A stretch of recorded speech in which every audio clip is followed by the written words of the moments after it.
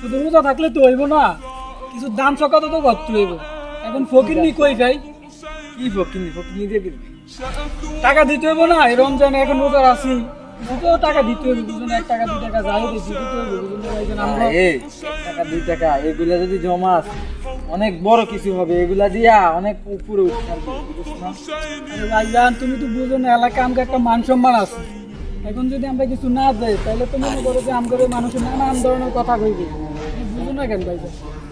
ফকিনিদের কথা ভাবিস, ফকিনিরা রাস্তায় বড় আর ফকিনিদের সাথে কি আমাদের যায়? ফকিনিদের দেখলে বেটা লাইক টাইপ ইনস্টাইল বেটা, বুঝিস না? আচ্ছা ভাইজান চলো একটু সামনের দিকে হাঁটতে হাঁটতে যাই। আয়।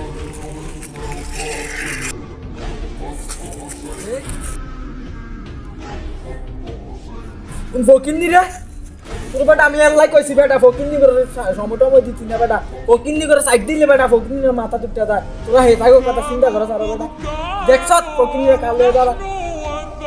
ঠিকই কইছ, ফকিন্নি আসলে ফকিন্নির মতো থাকাই উচিত। এদের জন্য আমরা চিন্তা করি আরো কেমনে ওদেরকে ভালো রাখা যায় হে চিন্তা করি। তা আমার কথাটা বুঝবি না বেটা, আমি তো তোর এটাই বুঝাইতাম চাইছি। তোর কথা একদম ঠিক আছে, ফকিন্নি করে আর কোনো কিছু দেওয়া যাইব না। এগুলো এখন শুধু লাতি উষ্টা দিতে হইব, এছাড়া ভুল হয়ে গেছে ভাই, ক্ষমা করে দে আমার ভাই। আমি না তোরে ক্ষমা করন যাইতো না, তোর কিসের ক্ষমা নাই? ভুল হয়ে গেছে, ভুল হয়ে গেছে, আমি কোনদিনও করবো না ভাই।